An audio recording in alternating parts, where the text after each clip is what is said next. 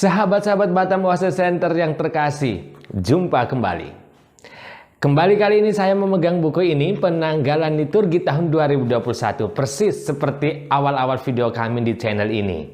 Mengapa? Karena kita akhirnya sudah sampai pada akhir tahun liturgi.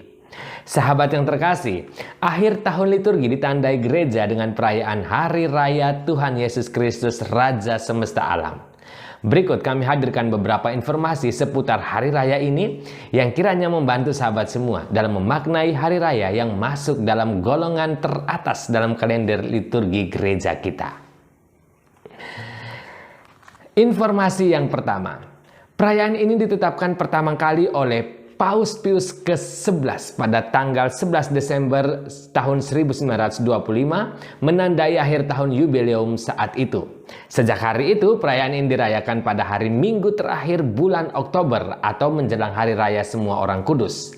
Nama perayaannya adalah Domini Nostri Jesu Christi Regis atau bisa diterjemahkan menjadi Tuhan kita Yesus Kristus Sang Raja. Momen penetapan ini ditandai dengan terbitnya ensikliknya yang berjudul Quas Primas. Semangat dasar dikeluarkannya ensiklik dan penetapan hari pesta ini adalah untuk menantang ateisme dan sekularisme di zaman itu. Artinya bahwa sudah mulai muncul dan menguat cara hidup yang menolak adanya Tuhan dan yang mengagung-agungkan harta benda duniawi. Perayaan pesta liturgis ini secara tidak langsung menegaskan bahwa Yesus Kristus adalah Tuhan dan Raja yang berkuasa atas segala-galanya di dunia ini, lebih tinggi dan mulia dari harta apapun di dunia ini. Sehingga tidak heran jika saat itu umat mengadakan sebuah triduum atau 3 hari doa dan permenungan khusus dengan tujuan memohon kepada Tuhan agar kasih Kristus sungguh merajai manusia dan agar hati manusia dijauhkan dari berhala-berhala yang menghalangi kasih Kristus yang meraja dalam diri manusia.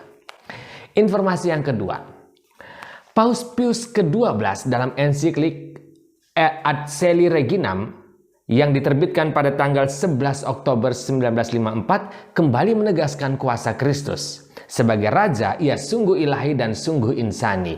Pius ke-12 menekankan bahwa kerajaan Kristus bersifat spiritual. Lawan dari kuasa Kristus ialah kuasa jahat, iblis.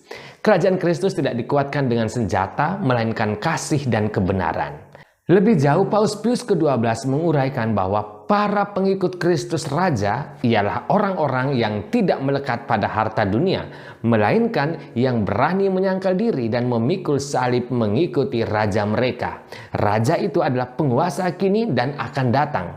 Ia akan datang kembali di akhir zaman untuk mengadili manusia, memisahkan kambing dari domba.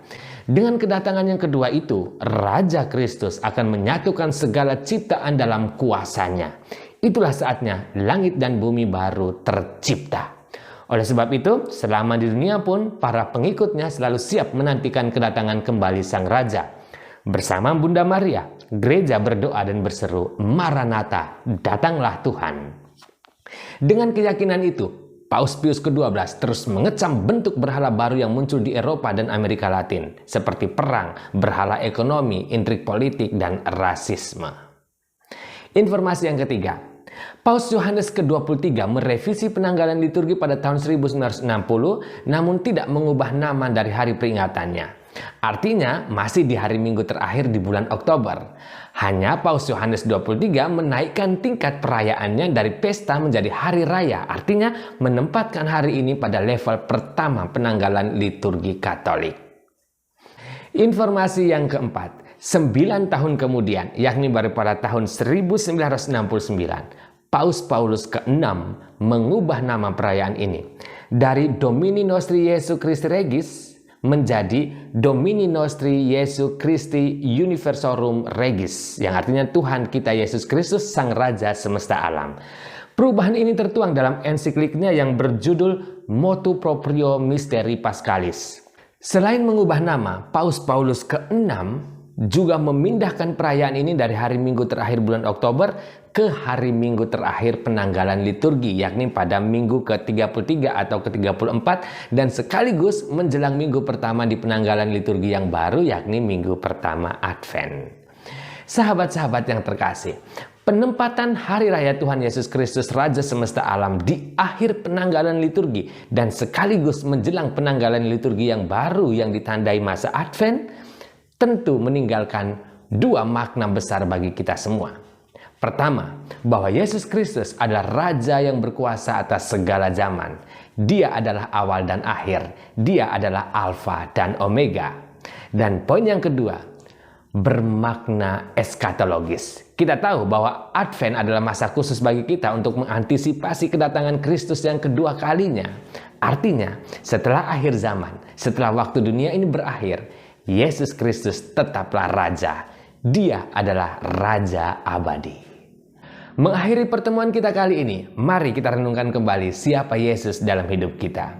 Yesus yang adalah firman Allah, karena itu maka ia sehakikat dengan Allah Bapa, memiliki segala sesuatu yang sama dengan Bapa, dan karena itu memiliki kekuasaan tertinggi dan mutlak atas segala sesuatu yang diciptakan Bapa. Dialah Sang Raja. Selain Raja, dia juga adalah penebus kita. Meminjam kata-kata Rasul Paulus, kita bukan lagi milik kita sendiri, karena Kristus telah membeli kita, menebus kita dengan harga yang mahal. Tubuh kita adalah anggota Kristus. Selamat Hari Raya Tuhan Yesus Kristus Raja Semesta Alam. Berbahagialah karena Anda dan saya adalah kepunyaan Dia.